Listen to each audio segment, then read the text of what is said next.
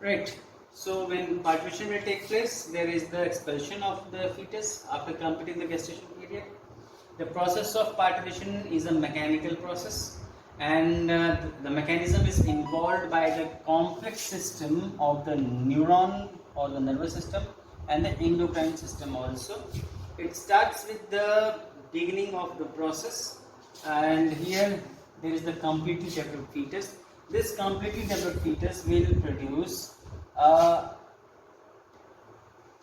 factor responsible for expulsion. So that is called as the fetal expulsion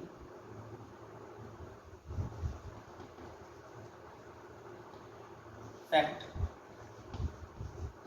A fetus expulsion factor is being released, and actually this is a type of chemical in the form of a hormone, and when this chemical or hormone is released, it goes into the maternal blood. This will go into the maternal blood, and when it goes into the maternal blood, it will allow the posterior pituitary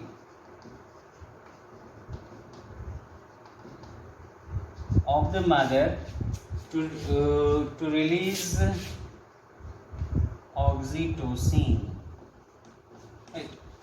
And this oxytocin which is released will be responsible for the contraction of the uterine wall.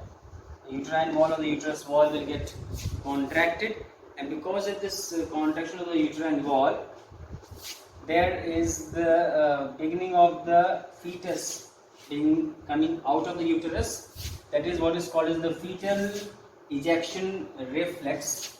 This contraction is also known as, I am writing the name here, it has been written here, this is called as the fetal ejection reflex. And along with this, one more thing will happen. There is the release of a hormone called as relaxin, and this relaxin will be responsible, it is mentioned, it is a neuroendocrine mechanism. So this relaxin hormone will be responsible for the dilation of the cervix, which is also called as the birth canal, and the vagina. And from this dilated cervix or the birth canal, the process of parturition or the process of expulsion of fetus will take place. So this is the summary for the process of the parturition. It starts with the completely developed fetus, which is releasing a factor responsible for ejection or expulsion. That is called the fetal expulsion factor. It's a type of hormone.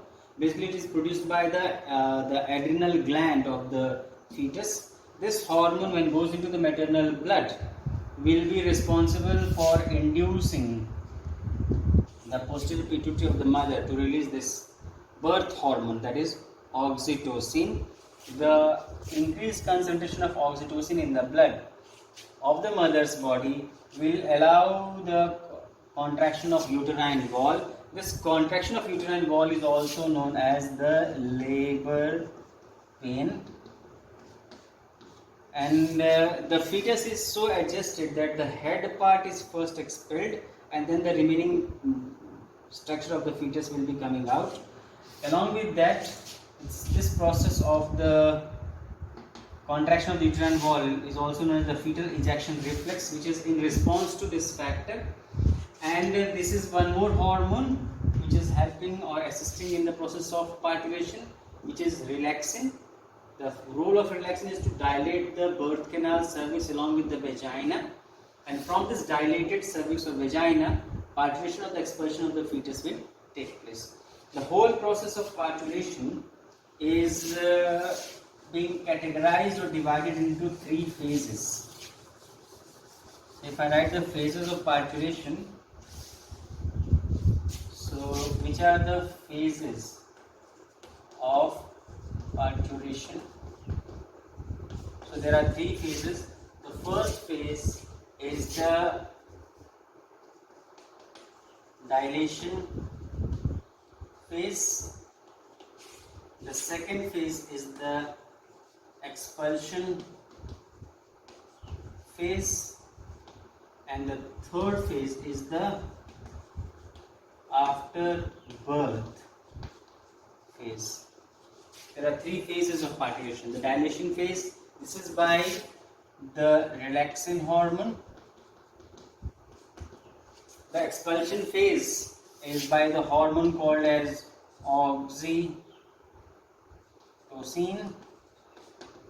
And after birth phase, in this actually what will happen, the decidua or the afterbirth part of the maternal, the fetal structure, which is actually the placenta, is expelled